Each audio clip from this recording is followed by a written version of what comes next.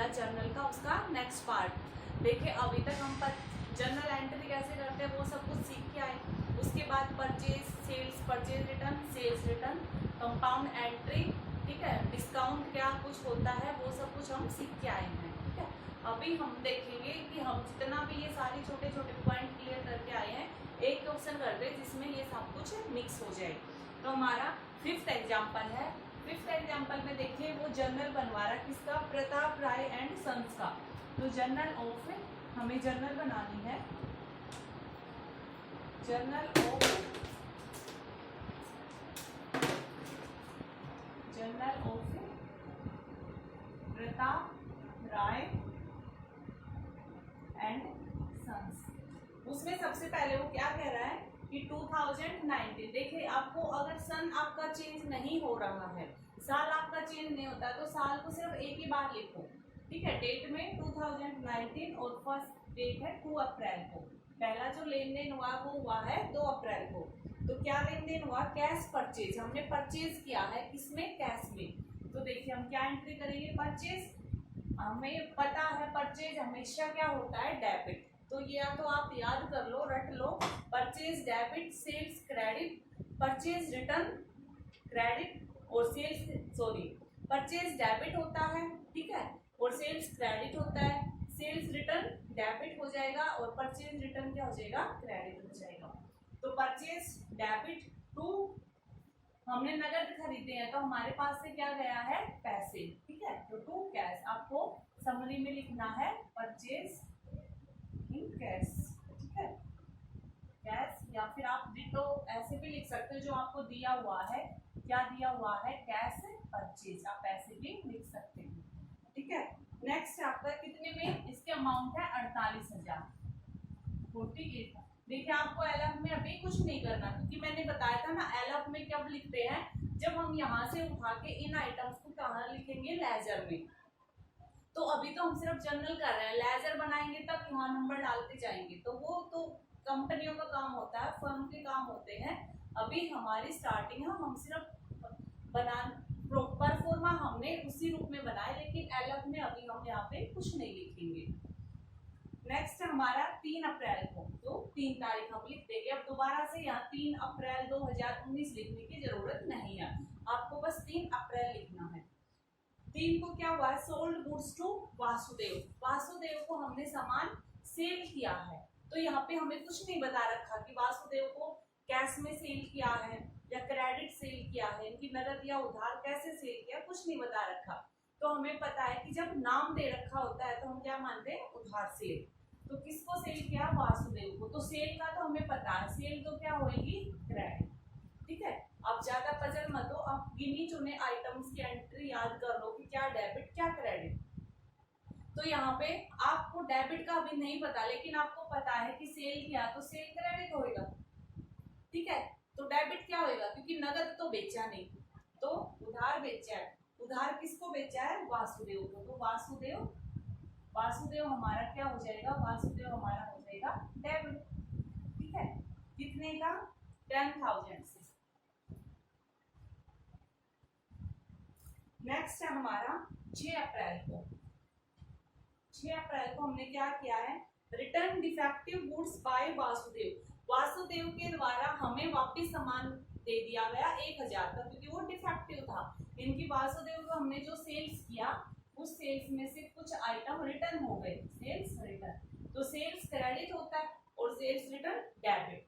तो sales return हम debit कर देंगे, कितने से, 1,000 से। और इस सेल्स के साथ डेबिट क्या हो रखा था, वासुदेव, तो क्रेडिट में कर देंगे वापस वासुदेव। अगर कैश होता है यहाँ पे डेबिट, हमने अगर नगद बेचा होता तो हम वासुदेव की बजाय क्या करते, यहाँ पे कैश करते। तो अगर यही सामान वापस रिटर्न होता तो सेल्स रिटर्न तो डेबिट, ठीक है, लेकिन क्रेडिट में हम वासुदेव की बजाय क्या क्रेडिट करते, कैश। ठीक है, लेकिन अभी तो ये उधार में है, तो उधार में तो दुकान वाला क्या लिखता है, जब तक हमारा नाम ही लिखता है ना, हम दुकान वाले को जब तक पैसे नहीं दे देते, वो हमारा नाम ही लिखता है ना कि आज रामफल इतना सामान लेके आ, श्याम इतना सामान लेके आ। ठीक है, तो वही चीज है, अभी तक उधार बेचा तो हम वासुदेव का नाम लिखेंगे, जब पैसे आ जाएंगे तब हम लिख लेंगे कि आज हमारे को लग इतने पैसे आए। ठीक है, तो कितने का, 1,000 का। नेक्स्ट है हमारे पास received cash from Vasudev and discount allowed. 8 अप्रैल को हमें वासुदेव से क्या हो गया, कैश रिसीव हुआ है, वासुदेव से हमें कैश मिला है। तो कैश मिला तो कैश अकाउंट डेबिट, ठीक है। कितना कैश मिला है, 8,800, ठीक है। उसके बाद है एंड डिस्काउंट अलाउड, और हमने उसको डिस्काउंट दिया है, ठीक है, डिस्काउंट अलाउड। तो जब हम डिस्काउंट देते हैं तो हमारे लिए क्या होता है, लॉस होता है, ठीक है। और डिस्काउंट नॉमिनल अकाउंट है, तो नॉमिनल के हिसाब से लॉस और एक्सपेंसेस डेबिट होंगे। तो डिस्काउंट जो हमने दिया है, डिस्काउंट अलाउड हमारा क्या हो जाएगा, डेबिट, ठीक है। Discount allowed debit. और जब डिस्काउंट मिलता है तो डिस्काउंट हम क्या लिखेंगे, डिस्काउंट रिसीव, और ये क्या होता है हमेशा क्रेडिट, ठीक है। तो डिस्काउंट हमने दिया है, कितने का दिया है, 200 रुपए का, ठीक है, इतना। ये सारा लेन देन डिस्काउंट छूट किसके साथ हुआ है, टू किसके साथ हुआ है, ये वासुदेव के साथ। तो टू वासुदेव, तो कितना क्या कुछ हुआ वासुदेव के साथ, डेबिट का टोटल कर देंगे 9,000, ठीक है। यानी कि वासुदेव के 9,000 की पेमेंट है हमने जो है क्लियर कर ली। किस तरह से कि उसको हमने 200 रुपए की छूट दे दी और उसने 8800 रुपए हमें वापस दे दिए, ठीक है। देखिए वासुदेव से हमें कितने लेने थे, ये रहा, वासुदेव को हमने सामान बेचा था 10,000 का, उससे 10 लेने थे, लेकिन कुछ टाइम बाद उसने हमें 1000 का सामान वापस ही कर दिया, ठीक है, वापस कर दिया 1000 का सामान। तो अब हमें वासुदेव से 9,000 रुपए लेने हैं। अब वो 10 क्यों देगा, क्योंकि उसने 1000 का तो हमें सामान ही वापस कर दिया। 9,000 का हिसाब किताब हमने कैसे बराबर किया कि भाई ठीक है, हम तेरे को 200 का डिस्काउंट और दे देते हैं, आप हमें पेमेंट कर दीजिए 8,800 की। तो 8800 की पेमेंट हो गई, 9,000 का हिसाब किताब चुकता। अब वासुदेव का कोई उधार कुछ नहीं बचा हुआ। नेक्स्ट है हमारा, अक्षत आप अंदर जाओ, 9 अप्रैल, ठीक है। नेक्स्ट है हमारा Chandrakant sold goods to us. Chandrakant ने हमें माल बेचा है। तो यहाँ पे देखिए हम कौन है, हम मतलब यहाँ पे हमारा क्या है, प्रताप राय एंड सन्स है। अब हमें प्रताप राय एंड सन्स का जर्नल बनाना है। तो चंद्रकांत ने हमें यानी कि प्रताप राय चंद्र को सामान बेचा है। तो प्रताप राय एंड सन्स कौन है, खरीदने वाला। हम तो प्रताप राय सन्स को मान के एंट्री करेंगे ना कि भाई हम प्रताप राय सन्स हैं, इस तरह से हमें एंट्री करनी है हर चीज की। तो किसी और ने ना प्रताप राय को सामान बेचा है, यानी कि हमें बेचा, तो हम कौन है, हम सामान खरीदने वाले हैं, हमने सामान खरीदा है, ठीक है। तो हमने क्या किया है, परचेज। ये आपको कंफ्यूज करने के चक्कर में आपके शब्दों को ऐसे घुमाएगा, ठीक है। आपको बस ये ध्यान रखना है कि वो जर्नल किसकी बनवा रहा है, ऊपर जिसकी जर्नल बनवा रहा है जो नाम है, हमें उसके हिसाब से देखना है कि उस व्यक्ति ने सामान खरीदा है बेचा है। तो यहाँ पे हमें जर्नल बनानी है किसकी, प्रताप राय की। तो यहाँ पे प्रताप राय तो खरीदने वाला है, ठीक है, बेचने वाला चाहे चंद्रपाल हो चाहे मोहन हो, कोई मतलब नहीं, खरीदने वाला कौन है, प्रताप राय एंड सन। तो उसकी एंट्री उसके बुक में तो हम परचेज अकाउंट को डेबिट करेंगे, क्योंकि हम जब कोई माल खरीदते हैं तो परचेज अकाउंट डेबिट करते हैं। उसके बाद है, और ये सामान बेचा किसने, चंद्रकांत ने। तो टू चंद्रकांत, कितने का सामान है, 20,000 का। आपको हर एक की नरेशन लिखनी है यहाँ पे, जैसे आप sold goods, purchase goods from Chandrakant, आपको इस तरह से लिखना है, ठीक है। नेक्स्ट है उसके बाद 10 अप्रैल को क्या लेन देन हुआ है, नेक्स्ट कि प्रीतम परचेज गुड्स फ्रॉम अस। प्रीतम ने हमसे सामान खरीदा है, ठीक है, यानी कि हमने प्रताप राय सन्स को बेचने वाला है, तो टू सी, और किसको बेचा है, प्रीतम को। तो प्रीतम डेबिट हो जाएगा और टू सेल्स, कितने का, 12,000। उसके बाद है paid insurance premium by cheque. 10 April को हमने एक इंश्योरेंस प्रीमियम का भुगतान किया है, किसके थ्रू, चेक के थ्रू, ठीक है। तो हमारा क्या हो जाएगा, हमने देखिए प्रीमियम की पेमेंट करी है, ठीक है, तो ये जो सारे खर्चे होते हैं ये नॉमिनल अकाउंट होते हैं, तो नॉमिनल के हिसाब से एक्सपेंसेस सारे डेबिट होंगे। तो क्या एक्सपेंसेस हुआ है हमारा, इंश्योरेंस प्रीमियम का, इंश्योरेंस प्रीमियम का हमारा एक एक्सपेंसेस हुआ, एक खर्चा हुआ, तो इस खर्चे को हम डेबिट कर देंगे। और टू, कैसे पेमेंट करी हमने, पैसे नगद में नहीं करे, हमने बैंक के थ्रू पेमेंट करी है, क्योंकि चेक के थ्रू करी है, तो चेक तो बैंक से ही कटेगा, तो टू बैंक, हमारा बैंक से पैसा कम हो गया। उसके बाद नेक्स्ट हमारा 12 तारीख को paid for life insurance premium of Shri Pratap Rai by cheque. Pratap Rai का जो इंश्योरेंस प्रीमियम था उसका भी चेक के द्वारा पेमेंट किया।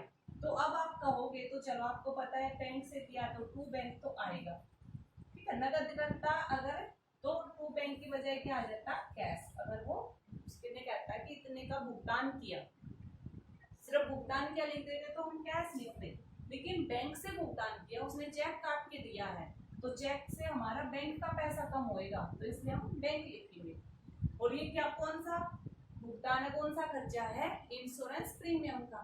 तो आप कहोगे कि यहाँ पे भी इंश्योरेंस प्रीमियम आएगा डेबिट, लेकिन ये किसका प्रीमियम था, ये कंपनी का नहीं था, फैक्ट्री का नहीं था ये प्रीमियम। जैसे यहाँ पे तो ये इंश्योरेंस प्रीमियम के बारे में ये नहीं बता रखा कि किसका था, तो हम मानते हैं कि फैक्ट्री ने अपना इंश्योरेंस करा रखा होगा, तो ठीक है फैक्ट्री का खर्चा है। लेकिन यहाँ पे प्रताप राय ने अपनी कोई पॉलिसी ले रखी है, उसका खर्चा वो फैक्ट्री के पैसे से कर रहा है, ठीक है, कंपनी के लाभ में से वो अपनी किस्त भी दे रहा है, तो ये तो उसका क्या हो गया, निजी खर्चा है, ठीक है, कंपनी का खर्चा है ही नहीं, उसका निजी खर्चा है। वो निजी खर्चा भी कहाँ से दे रहा है, कंपनी के पैसे में से, ठीक है, फर्म के लाभ में से दे रहा है। तो इसका मतलब वो क्या कर रहा है, ड्रॉइंग कर रहा है, यानी कि ये उसका आहरण है, ये पैसा उसको वापस उस कंपनी के गुल्लक में वापस डालना पड़ेगा, तो ये ड्रॉइंग है। इसलिए हम इंश्योरेंस प्रीमियम डेबिट नहीं करेंगे, हम क्या करेंगे, ड्रॉइंग अकाउंट को डेबिट, ठीक है, ड्रॉइंग अकाउंट डेबिट। तो ध्यान रखना, जो मालिक का नाम है, अगर उस मालिक के नाम से कोई खर्चा की पेमेंट हुई है तो इसका मतलब वो ड्रॉइंग है, ठीक है। कितने का, टू, ये 500 का था। नेक्स्ट है हमारा paid cash to Chandrakant and discount allowed by them. Paid cash to Chandrakant, हमने चंद्रकांत को पैसा दे दिया, ठीक है, भुगतान कर दिया। किसको भुगतान किया, चंद्रकांत को। तो अब पाने वाला चंद्रकांत कौन है, पर्सन है, पर्सनल अकाउंट है, तो पर्सनल अकाउंट के हिसाब से डेबिट द रिसीवर। पाने वाला कौन है, रिसीवर कौन है, चंद्रकांत, तो हम चंद्रकांत को क्या कर देंगे, डेबिट कर देंगे, ठीक है। कितने दिए हैं हमने, 13,780 दिए हैं, ठीक है, लेकिन अभी और रुको, paid cash to Chandrakant 13,780 and discount allowed by them, और उसने हमें डिस्काउंट दिया है, यानी कि यहाँ पे हमें छूट मिली है, हमने दी नहीं, हमें मिली है छूट। तो जब हमें छूट मिलती है तो इसका मतलब हमें फायदा होता है, तो फायदे के हिसाब से नॉमिनल अकाउंट के हिसाब से डिस्काउंट रिसीव क्या हो जाएगा, क्रेडिट, क्योंकि जब हमें छूट मिलती है तो डिस्काउंट रिसीव क्रेडिट होता है, और जब हम छूट देते हैं तो डिस्काउंट अलाउड डेबिट होता है। तो हमें छूट मिली है कितने की, 220 रुपए की, 220 रुपए, क्योंकि ये क्रेडिट होगा तो क्रेडिट साइड में, ठीक है। उसके बाद हमारे पास से छूट तो मिल गई, लेकिन हमने कुछ तो पैसे दिए हैं, हमारे पास से पैसा तो गया है, तो टू कैश, कितना पैसा गया है, 13,780, ठीक है, यानी कि 220 की छूट मिल गई और 13,780 हमारे पास से कैश में चला गया, तो टोटल कितना हो गया, 14,000, ठीक है, टोटल कितना हो गया, 14,000। इसका मतलब चंद्रकांत का 14,000 का हिसाब किताब हमने बराबर कर दिया। कैसे बराबर कर दिया, उससे 220 की छूट ले ली और 13,780 का भुगतान कर दिया, लेकिन टोटल का जोड़ आएगा 14,000। इसका मतलब चंद्रकांत का जो 14,000 का हिसाब किताब वो नक्की होंगे, ठीक है। कहाँ पे था चंद्रकांत, देखिए ये था यहाँ पे खरीदा था हमने चंद्रकांत से 20,000 का सामान। इसका मतलब इस 20 में से 14 की पेमेंट यहाँ कर दी, अब सिर्फ कितने रह गए, 6,000 रह गए। तो आगे आपके इस तरह के भी पॉइंट आएंगे। अब आगे आपका जब और थोड़ा लेंथी करेंगे इन क्वेश्चंस को, तो ये भी कहेंगे कि चंद्रकांत की बची हुई अमाउंट में जो बची हुई अमाउंट थी उसका 10% छूट के हिसाब से हमने भुगतान कर दिया, ऐसा भी पॉइंट आएगा। तो हम कैसे निकालेंगे, हम सबसे पहले ऊपर से चलेंगे, चंद्रकांत को ढूंढते हुए। ये मिला चंद्रकांत को हमने देने 20,000 क्योंकि हमने सामान खरीदा है। किसी से हम सामान खरीदते हैं तो इसका मतलब हमने उसे पैसे देने हैं, तो 20,000 देने थे। तो यहाँ पे चंद्रकांत क्रेडिट है तो हमने उसको 20,000 देने हैं। अब आगे चलेंगे चंद्रकांत, यहाँ पे चंद्रकांत डेबिट है, यानी कि हमने उसको कुछ पैसे दे दिए। तो कितने दे दिए, 14,000 दिए। तो चलो 13,780 है, लेकिन आपसी सहमति से बात कंप्लीट हो गई। 13,780 में 14,000 की बात नक्की हो गई, तो उसने हमें छूट दे दी। तो 20,000 देने थे, इस 20 में से 14,000 यहाँ दे दिए, बच रहे कितने, 6,000। वो 6,000 और आगे की डेट में कभी दे देंगे, हो सकता है उस 6,000 के ऊपर भी हमें कोई छूट मिल जाए। ठीक है, तो वो आपके आगे आएंगे ऐसे धीरे धीरे क्वेश्चंस। ठीक है,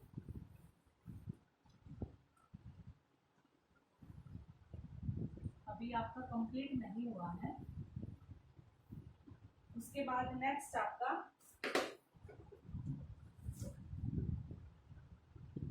18 अप्रैल को फिर कुछ हुआ है।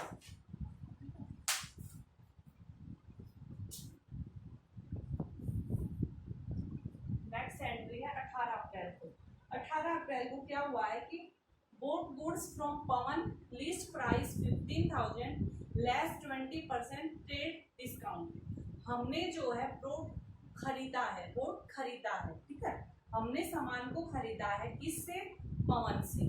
ठीक है, इनकी हमने खरीदने वाले हैं, तो खरीदने वाले हैं तो यानी कि परचेज किया है, परचेज अकाउंट डेबिट। और किससे खरीदा है, टू पवन से खरीदा है, तो टू पवन। लेकिन अभी इसमें कुछ डिस्काउंट का चक्कर भी है, तो जब आपके ऐसा आए तो थोड़ा सा जगह छोड़ दो, हो सकता है क्या पता यहाँ पे डिस्काउंट का कुछ डेबिट का है या फिर यहाँ पे कुछ क्रेडिट का है डिस्काउंट। ठीक है, लेकिन ये दोनों तो कंफर्म है, परचेज डेबिट होगा और पवन क्रेडिट होगा। अब ये देखते हैं कि कितनी अमाउंट से क्या कुछ हो रहा है।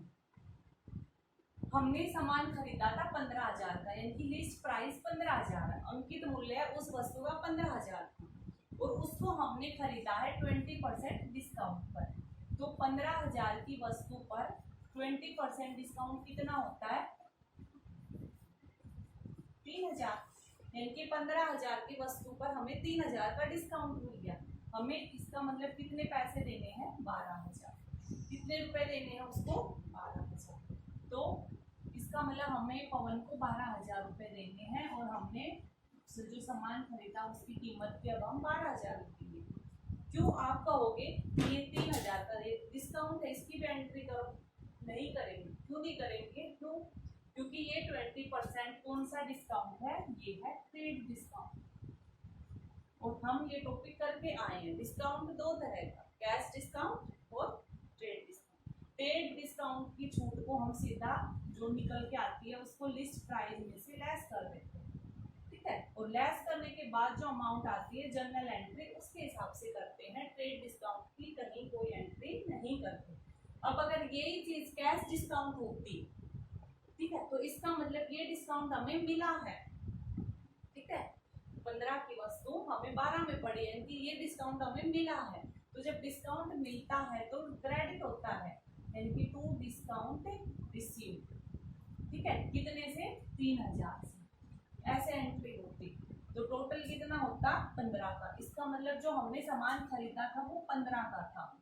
ठीक है, इस 15 में से अभी पवन को हमें सिर्फ 12 ही देने हैं, 3 की हमें छूट मिल गई, लेकिन टोटल जो हमारी खरीदारी थी वो 15,000। तो ये एंट्री होती।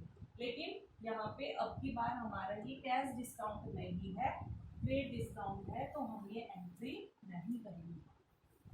समझ गए, इस पॉइंट को आपको ध्यान में रखना है। नेक्स्ट आपका पेड टू पवन, 22 तारीख को हमने पवन को भुगतान कर दिया।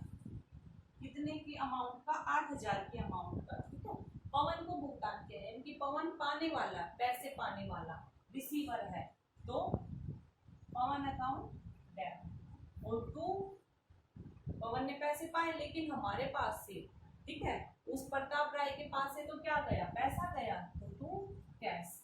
कितने का, अभी भुगतान सिर्फ 8,000 का किया है, ठीक है, सिर्फ 8,000 की पेमेंट करी है, सामान उसने 12 का खरीदा लेकिन अभी 8 की पेमेंट करी है। नेक्स्ट है हमारा 26 तारीख को रिसीव्ड कैश फ्रॉम प्रीतम। प्रीतम से हमें पैसे मिले हैं क्योंकि हमने प्रीतम को सामान बेचा था, तो अब हमें पैसे मिल गए तो कैश मिल गया, तो कैश अकाउंट डेबिट। और टू किससे मिला है, प्रीतम से, क्योंकि प्रीतम कौन है, गिवर है, ठीक है, debit the receiver, credit the giver, देने वाला है प्रीतम। कितने, 6,000, ठीक है, तो हमारे पास 6,000 रुपए आए हैं और प्रीतम के पास 6,000 रुपए गए। नेक्स्ट है हमारा 30 अप्रैल को paid wages 2000, advertisement expenses 2500 and salary paid 9000। इनकी 30 अप्रैल को 2-3 छोटे छोटे खर्चे हो गए हैं। क्या क्या, एक तो वेजेस दी है, क्योंकि वेजेस, सैलरी, एक्सपेंसेस सारे क्या है, नॉमिनल अकाउंट होते हैं, नॉमिनल के हिसाब से जो लॉस है, जो खर्चे वो डेबिट होंगे, तो वेजेस डेबिट। और क्या दिया है, एडवर्टाइजमेंट एक्सपेंसेस डेबिट और सैलरी। कितने की, 2,000, 2,500 और 9,000, टोटल होगी 13,500। इनकी ये छोटे छोटे खर्चे दे रहे हैं और एक ही दिन करे हैं, तो हम कंपाउंड एंट्री पढ़ के आए हैं, ठीक है, कि एक ही दिन किए जाने वाले एक जैसी प्रकृति के खर्चों को हम एक ही जर्नल एंट्री बना के उनकी एंट्री कर देते हैं, ठीक है। तो हमने एक ही साथ इनकी एंट्री कर दी, इन सब के बदले में हमारे पास से पैसा गया है, तो कैश कितना गया है, 13,500, ठीक है, तो हमने एक ही दिन कर दी, वरना अलग कर दे तो हम क्या करते हैं, वेजेस डेबिट टू कैश 2,000, फिर एडवर्टाइजमेंट डेबिट और टू कैश कितना, 2,500, तो बात तो कोई पड़ती, ठीक है। नेक्स्ट है हमारा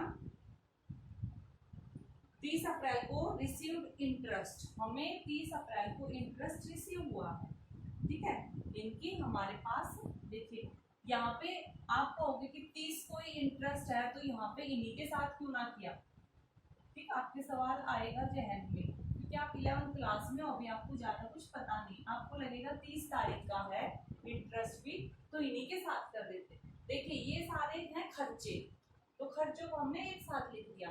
हम कंपाउंड एंट्री कब कर सकते हैं, जब एक से ज्यादा डेबिट हो रहे हो और कोई एक आइटम क्रेडिट हो रही है, ठीक है, एक से ज्यादा डेबिट हो और एक आइटम क्रेडिट, या फिर एक आइटम डेबिट हो और एक से ज्यादा क्रेडिट, ठीक है, इनकी एक ही जगह पर एक से ज्यादा हो सकते हैं, तो ये ज्यादा हो या ये ज्यादा हो, ये नहीं हो सकता ये भी ज्यादा है डेबिट वाले और ये भी ज्यादा है क्रेडिट वाले, ठीक है। तो ये तो थे खर्चे, इसलिए हमने एक जैसी नेचर के थे इकट्ठे लिख दिए। अब ब्याज तो हमें मिल रहा है, ब्याज हम दे थोड़ी रहे हैं, जैसे सैलरी, खर्चे, मजदूरी तो हम दे रहे थे, 30 तारीख को तो हमें ब्याज मिल रहा है, ठीक है, यानी कि हमारे पास पैसे आ रहे हैं, और किस रूप में आ रहे हैं, टू इंटरेस्ट, ठीक है, 30 तारीख को हमारे पास पैसे आ रहे हैं लेकिन किस रूप में, इंटरेस्ट के रूप में, ठीक है, क्योंकि ब्याज इंटरेस्ट क्या है, नॉमिनल अकाउंट, नॉमिनल के हिसाब से जहाँ से इनकम आएगी वो क्रेडिट होगा, तो इनकम कहाँ से आ रही है, इंटरेस्ट से, तो इंटरेस्ट क्रेडिट हो जाएगा, कितने से, 500 से, ठीक है, तो हमारा 500 से इंटरेस्ट क्रेडिट, तो कैश में भी हम लिख देंगे 500। अब नेक्स्ट है, इसी रेट में हमें कमीशन भी मिल रहा है, ठीक है, तो हमारा क्या होएगा, इसी रेट में हम क्या लिखेंगे कि हमें कमीशन भी रिसीव हो रहा है, यानी कि हमें कमीशन भी मिल रहा है, ठीक है, हमें कमीशन से भी कमाई हो रही है कि हमारे पास पैसे आ रहे हैं, तो कैश अकाउंट डेबिट, और टू किस रूप में आ रहे हैं, कमीशन के रूप में, तो टू कमीशन क्रेडिट। तो अब देखिए ये भी 30 तारीख को और ये भी 30 तारीख को, और दोनों एंट्रीज के साथ कैश अकाउंट डेबिट होना है ना, तो हम इसका भी कंपाउंड एंट्री बनाएंगे, कैसे, इस कैश को हटा दो, कैश टू इंटरेस्ट और टू कमीशन। कमीशन कितने का मिला? 2000 का। कमीशन कितने का? 2000 का। तो यानी कि 30 तारीख को हमें टोटल कितनी कमाई हुई? 500 रुपये ब्याज से और 2000 रुपये कमीशन से। टोटल हमारे पास 2500 रुपये आए हैं। ठीक है, कैसे आए हैं? 500 ब्याज के और 2000 कमीशन के, टोटल हमारे पास 2500 रुपये आए हैं। तो हमने अलग अलग करने की बजाय इकट्ठी एंट्री करके कंपाउंड। अगर आप कंफ्यूज हो, नहीं ध्यान में आ रहा, तो आप अलग अलग कर दो, कोई बात नहीं। लेकिन अच्छा तरीका, बेटर तरीका, अच्छा मेथड जो है यही माना जाता है। ठीक है, तो ये था आपका 5th एग्जाम्पल, जिसमें आपका सब कुछ क्लियर हो गया। Purchase return, sales return, discount भी आया है। ठीक है, बैंक के थ्रू पेमेंट करते हैं तब कैश की बजाय हम बैंक को भी क्रेडिट करते हैं। ठीक है, और कंपाउंड एंट्री। तो अब आप एक दो क्वेश्चन इसके खुद से निकाल कर देखिए। अब देखिए आपका नेक्स्ट 6th एग्जाम्पल है। वैसे तो आपको खुद से अब आपको कर लेना चाहिए, पर फिर भी मैं आपको थोड़ा सा इसका समझा रही हूँ। 6th एग्जाम्पल में वो क्या कह रहा है कि purchase goods from Vinod of the list price 40,000 at 10% trade discount. हमने विनोद से परचेज किया है, इनकी परचेज अकाउंट ठीक है।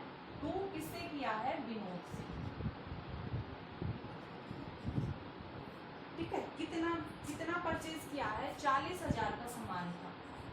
ठीक है, आपको ये जो मैं यहाँ समझा रही हूँ, ये आप जो है क्वेश्चन के नीचे जो है एक वर्किंग नोट्स बनाओगे और वहाँ पे आपको ये सब कुछ करना होता है।